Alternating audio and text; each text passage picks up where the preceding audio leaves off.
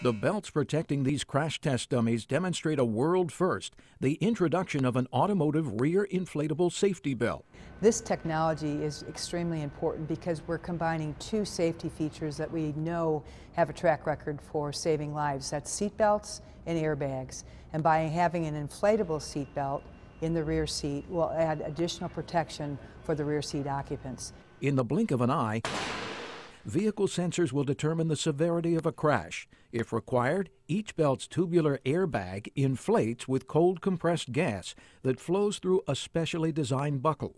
The belts would inflate at a slower rate than a traditional airbag and help control head and neck motion for rear seat occupants, including the more vulnerable passengers, young children, and the elderly.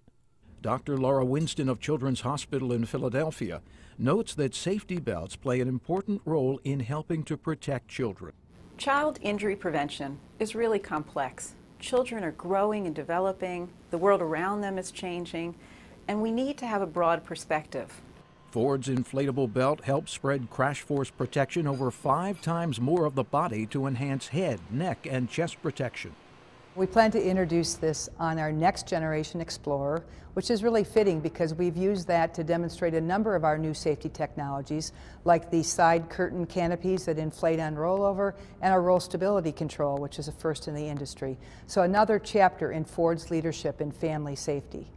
The inflatable belts could also help increase the relatively low rear belt usage rate, as Ford research participants say it is more comfortable than a traditional belt, with more padding and smoother edges. That's really important because we need to encourage people to wear their seat belts, and not many people in the back seat do, only about 60% do, and we really want to get everybody buckled up because that truly does save lives. The inflatable rear safety belt will be introduced first in the next generation Explorer in North America and then in other Ford vehicles globally.